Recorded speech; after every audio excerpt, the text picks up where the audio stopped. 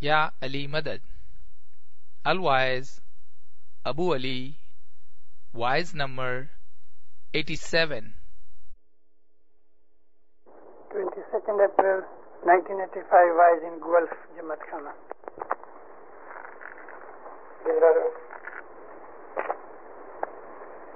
اب گلف جماعت خانے میں پہلی دفعہ آیا ہوں. آپ کی ملاقات سے خوش ہوا. اچھا جماعت خانہ ہے ماشاء اللہ. آج ایک ہی دن کا مجھے موقع ملا میں آپ کی سیوا کر سکوں. انشاءاللہ بھوش میں جلدی آؤں گا اور بھی وعدے کروں گا. آج میں گنان کا پاٹ بلکہ ایک ایک پاٹ بول کے میں آپ کو سارے گنان کا ترجمہ سناتا ہوں. ہمارے گنانوں کے اندر ہمارے پیروں نے واضح کی ہیں. ہر ایک گنان ایک واضح کے سوروپ میں ہے، لیکن ہم لوگوں نے اپنے گنانوں کے ساتھ اچھا سلوک نہیں کیا. ہم لوگ گنان بولتے ہیں ٹائم نکالنے کے لیے، اور ہم تو گنان سنتے ہیں تو سمجھتے بھی نہیں. دن بدن گنان گھٹتے جاتے ہیں، اس لیے کہ گجراتی بند ہو گئی. ہم اپنی پرنالی کا بھول رہے ہیں. کبھی اسی طرح سے 25-50 برس اور نکل گئے تو ہماری جو تھرڈ جنریشن ہوگی وہ تھرڈ جنریشن اپنے اسماعیلی مذہب سے دور ہٹ جائے گی. گنانوں کے اندر ہمارے حضرت امام سلطان محمد شاہ صلوات اللہ علیہ کا ایک فرمان ہے کہ گنانوں کے اندر ہمارے پیروں نے قرآن شریف کی ہمیں تفسیر بتائی ہے. تفسیر کہتے ہیں سمجھوتی کو، انٹرپریٹیشن کو. گنان پرانی بھاشا ہونے کی وجہ سے ہمیں مشکل لگتے ہیں، لیکن کبھی آپ دھیان سے سنو تو وہ اتنے مشکل نہیں. سب سے جونے گنان سدگرو نور کے ہیں جن کو 1000 برس ہوا، اور لیٹسٹ گنان جو ہمارے پاس ہیں جس کو لگ بھگ 100 برس ہوئے، 100 سے تھوڑے زیادہ ہوئے، وہ ہمارے امام بیگم کے، سیدہ امام بیگم کے گنان ہیں. یہ بائی 1866 میں بامبے میں گزر گئی. گلپیر حسن کبیر دین کی اولاد میں سے سیدہ امام بیگم تھی. ان کے پاس کوئی پیری جامع نہیں تھا، لیکن پیر کی اولاد تھی. جس طرح ہم مشنری ہیں، گاؤں گاؤں گھوم کی جماعتوں میں واعظ کرتے ہیں، اس طرح سے پیر حسن کبیر دین کی اولاد، اس میں سے بہت سید ایسے ہوئے کہ جنہوں نے گاؤں گاؤں گھوم کے جماعتوں کے اندر واعظیں کی اور ان کو گنان سنائے. گنان پوئٹری ہے. راگ سے پڑھنے سے اس کا مزہ زیادہ ہو جاتا ہے. ہر ایک مذہب کے اندر کچھ نہ کچھ گانے کی چیز ہے. دیکھو کرسچنس کے اندر آپ جاؤ تو وہ لوگ ہمس گاتے ہیں، پریئر کرتے ہیں. ہندوؤں کے اندر بھی گا کر بھجن کیرتن کرتے ہیں. جیوز کے اندر بھی گانا گا کے اپنے اپنے سینیگوگس کے اندر خدا کی تعریف کرتے ہیں. اسلام کے اندر مسجدوں کے اندر اللہ تعالیٰ کے رسول کے لیے نعتیں بھی پڑھتے ہیں. اور آپ نے جو کبھی قرآن شریف کی تلاوت سنی ہوئے تو آپ کو اس میں مزہ کیوں آتا ہے کہ تلاوت جو ہے وہ راگ کے ساتھ، قرت کے ساتھ پڑھی جاتی ہے. حضرت داؤد خدا کے ایک نبی تھے جس کو انگلش میں ڈیوڈ کہتے ہیں. ان کے اوپر خدا تعالیٰ نے جس طرح موزیس کے اوپر توراہ اتری، ڈیوڈ کے اوپر زبور اتری. آپ کبھی اولڈ ٹیسٹامنٹ کی جو بائبل ہے اس کو دیکھو تو اس کے اندر جو سامز ہیں وہ ڈیوڈ کی بک ہے. وہ سانگز ہیں पोइट्री है। हजरत दाऊद ने अल्लाह को कहा कि या अल्लाह, लोग मेरी बातें नहीं सुनते। अल्लाह ने उसको ऐसा गला दिया कि हजरत दाऊद रास्ते में निकले, गाते जा रहे। इतनी मधुर मीठी आवाज थी उनकी कि आसमान के पंछी इकट्ठे हो जाते थे, जंगल के जानवर इकट्ठे हो जाते थे और उनके इर्द गिर्द बैठ के दाऊद नबी की बातें सुनते थे। वो बातें पोइट्री थी, वो बातें गीत थे, सॉन्ग्स थे। खुदा ताला ने दाऊद नबी को जो ज़बूर नाज़िल की तो वो भी सॉन्ग्स और पोइट्रिकल फॉर्म में थी। हमारे गिनान भी इसी तरह के हिम्स हैं, खुदा ताला के वखान में, नबियों की तारीफ में, और उसके अंदर मोमिनों को हिदायत की हुई है ताकि वो लोग अपने मजहब के ऊपर अच्छी तरह से चल सकें। दीदी इमाम बेगम का ये गिनान हम बहुत दफा पढ़ते हैं। जी उठ जाग मन मेरा, तू काहे को सोता है, उठ जाग मन मेरा, तू काहे को सोता है, मन का जन्म रतन है, तो क्यों गफलत में खोता है, उठ जाग मन मेरा। मौला के सल्लल्लाहु अलैहि वसल्लम। ये सैयदा इमाम बेगम, इसके लगभग 30 गिनान हैं, लेकिन हमारे हाथ में 10 गिनान हैं, बाकी के जो 20 हैं वो लॉस्ट हुए हैं। अपने मन को समझाने के लिए कहती हैं, ऐ मेरे मन जाग। जागने से मतलब इंसान सोया है, हम उसको जगाते हैं, लेकिन आपको मालूम है कि बहुत से लोगों की आंखें नहीं सोती, दिल सो जाते हैं, उनको कुछ सूझता नहीं, उनको नसीहत करो सुनते नहीं, उनको अच्छी बात कहो मानते नहीं, उनमें हैंकड़ अकड़ाई होती है, अभिमान होता है, स्टबर्ननेस होती है, जिद होती है। ऐसे मन के जो सो जाते हैं कि उनको जगाने पर भी वो नहीं जागते, मतलब कि नसीहत सुनने पर भी वो नहीं मानते।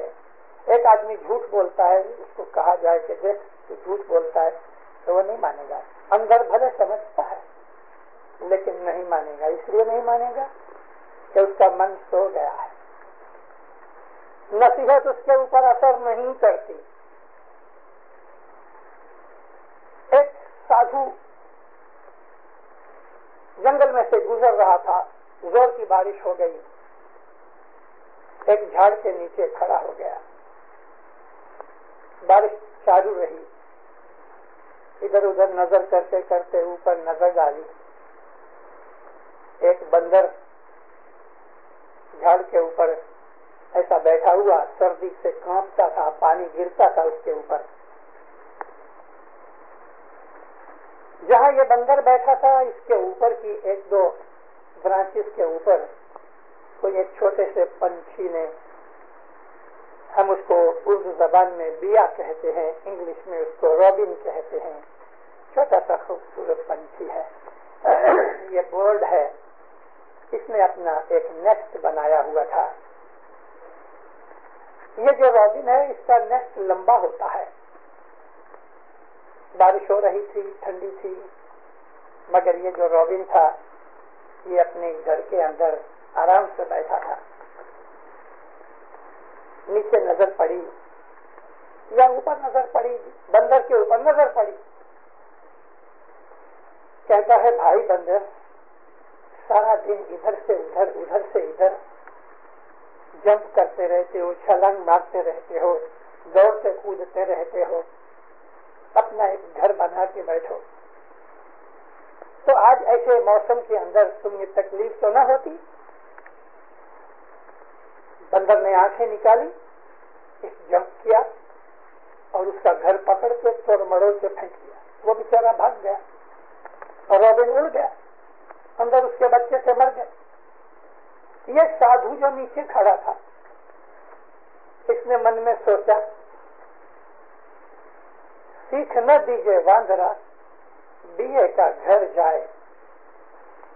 مورخ لوگ جو ہوتے ہیں، جن کے دل سوئے ہوتے ہیں، ان کو کوئی اچھی بات کہو گے وہ غصہ کریں گے. کوئی آدمی جماعت خانے کی بے ادبی کرتا ہو اور آپ اس کو کہو کہ بھائی دیکھ تو پاؤں سیدھے رکھ، یہ جماعت خانہ ہے، یہ امام کا گھر ہے، مگر وہ بندر کی طرح بگڑ جائے گا. کیونکہ جو مورخ انسان ہے ان کے اوپر نصیحت کا پانی اثر نہیں کرتا. سیدہ امام بیگم کہتی ہیں اٹھ جاگ من میرا، اے من میرے جاگ. اور تو سوچ کے کیا کرتا ہے دنیا میں، کھایا پیا ہرا پھرا گھومے پھرے ایش آرام کیا. کیا تمہیں یہ یاد نہیں کہ ایک دن مر جانا ہے؟ کیا تمہیں یہ خبر نہیں ہے کہ خدا کے پاس جا کے ہمیں حساب دینا ہے؟ دینداروں ہم مسلمان ہیں، دین ہمارا اسلام ہے، ہمارا مذہب اسماعیلی مذہب ہے، اور اسماعیلی مذہب کے اندر، اسلام دین کے اندر ہمارے ایمان کا یہ بھاگ ہے کہ ہم اس بات کو سمجھیں کہ ہمیں مرنا ہے اور مرنے کے بعد ہمیں حساب دینا ہے. جب انسان کو یہ خیال رہتا ہے کہ مجھے حساب دینا ہے تو پھر اس کی عادتیں، اس کے سوبھاؤ، اس کے خیالات، اس کے وچاروں میں، اس کے ایکشن کے اندر فرق پڑ جاتا ہے اور وہ گناہوں سے بچتا ہے. اٹھ جاگ من میرا، تو کائے کو سوتا ہے؟ کیوں تو سو رہا ہے؟ سونے سے یہاں مطلب بے درکار ہونا، سونے سے مطلب ہے کیئر لیس ہونا، سونے سے مطلب یہ ہے پرواہ نہ کرنا، جو ہوگا دیکھ جائیں گے. یہ نیند ہے، اور جو آدمی اس نیند کے اندر پڑا رہتا ہے وہ دنیا کے اندر، دین کے اندر بہت دکھ اٹھاتا ہے. ایک اور گنان کے اندر اس حالت کو غفلت کہا گیا ہے. جس آدمی کے دل کے اندر جاگرتی نہیں ہے وہ غافل آدمی ہے. غافل اس کو کہتے ہیں کہ جو بے درکار ہے، جس کو پرواہ نہیں.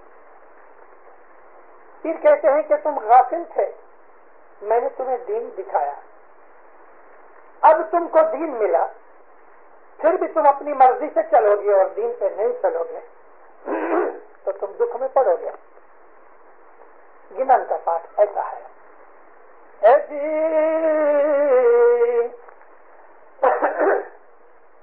معاف کرنا، کچھ دنوں سے مجھے فلو ہے، گلا خراب ہے. اے جی غافل تھا تاکو منیور کیا،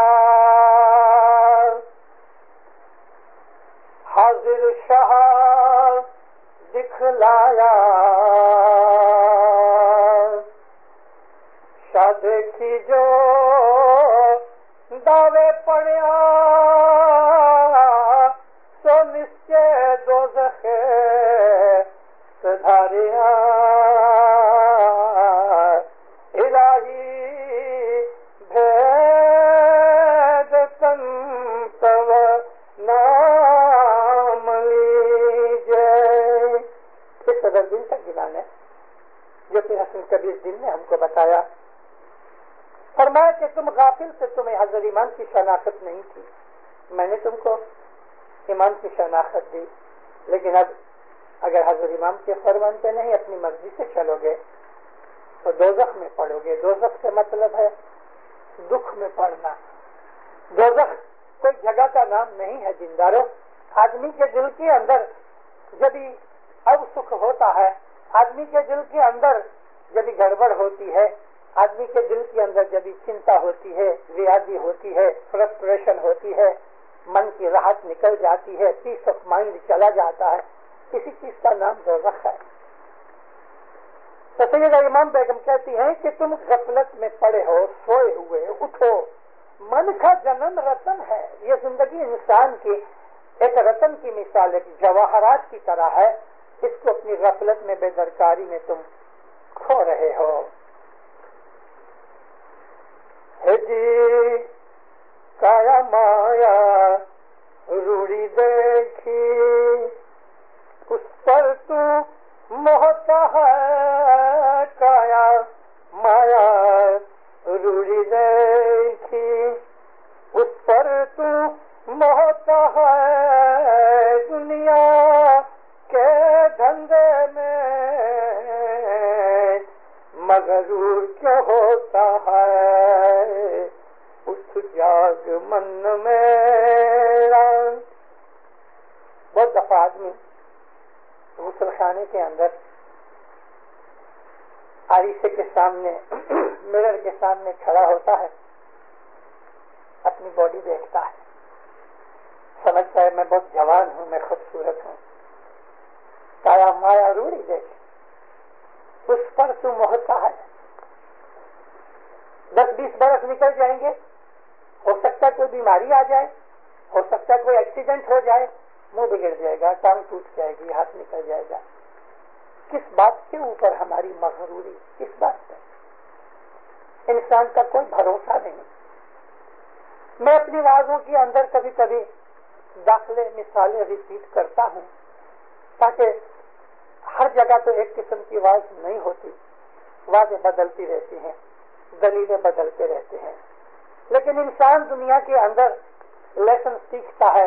हमारे पीरों ने भी बहुत सी चीजें रिपीट करके हमें याद कराने के लिए कहीं।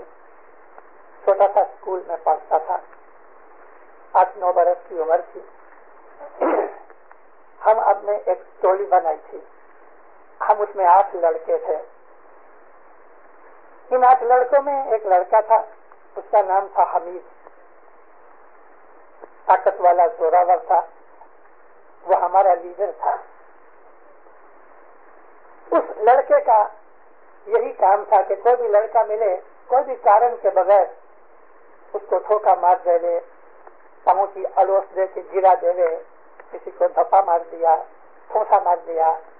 मैंने कहा हमीद, उसने तुझे कुछ कहा नहीं, न तेरे से लड़ा, न तुझे गाली दी, तुझे बुलाया तक नहीं, वो नजदीक से निकला, तूने उसको तमाचा मार दिया। उसने इस चीज की कोई परवाह न की। थोड़े महीने तक मैं रहा उस ग्रुप में, लेकिन हर रोज जमात खाने जाने की वजह से, घर के वातावरण की वजह से मेरे ख्यालात, मेरे विचार उसके साथ बनावट न हो सकी। मैंने उसके बाद उसका ग्रुप छोड़ दिया। यूं हम यार दोस्त जरूर रहे, लेकिन उनके साथ आना जाना बंद हो गया। हाई स्कूल तक पहुंचे, बाहर निकल आए, मैं बॉम्बे चला आया, मेरी शादी हो गई, अभी तक नहीं हुई, लेकिन उसकी शादी हो चुकी थी। 14 बरस के बाद मैं लाहौर गया। पूछते पूछते पूछते पूछते उसके मकान तक पहुंचा। एक औरत ने दरवाजा खोला। मैंने कहा हमीद मियाँ का घर यही है? कहने लगी जी हाँ। मैंने कहा उसको कहो कि अबू अली बम्बई से आया है। आप अबू अली हैं? मैंने कहा भाईजान आप अंदर आओ। और रोने लगी। मैं अंदर गया। जब वो रोने लगी तो मुझे ऐसा शक हुआ कि शायद हमीद गुजर चुका है, लेकिन पकड़ के जब अंदर ले गई तो पलंग पे सोया था। उसको लकवा हो गया था, पैरालिसिस हो गया था राइट साइड में। न पाँव काम करे न हाथ काम करे, मुंह भी टेढ़ा हो गया था। गले लग के खूब रोया। मुझे कहता है अबू याद है मैं इस हाथ से लोगों को मारा करता था, आज मैं इस हाथ से खाना नहीं खा सकता। मैंने कहा देख लो, दुनिया के अंदर हमको यही खुदा ताला उसका बदला और सजा दे देता है। किसी का भी बुरा किया जाए, इंटेंशनली करो तो बड़ा गुनाह है, अनइंटेंशनली करो और माफी मांग लो तो खुदा छोड़ देता है। लेकिन हम इस दुनिया के अंदर सजा पाते हैं।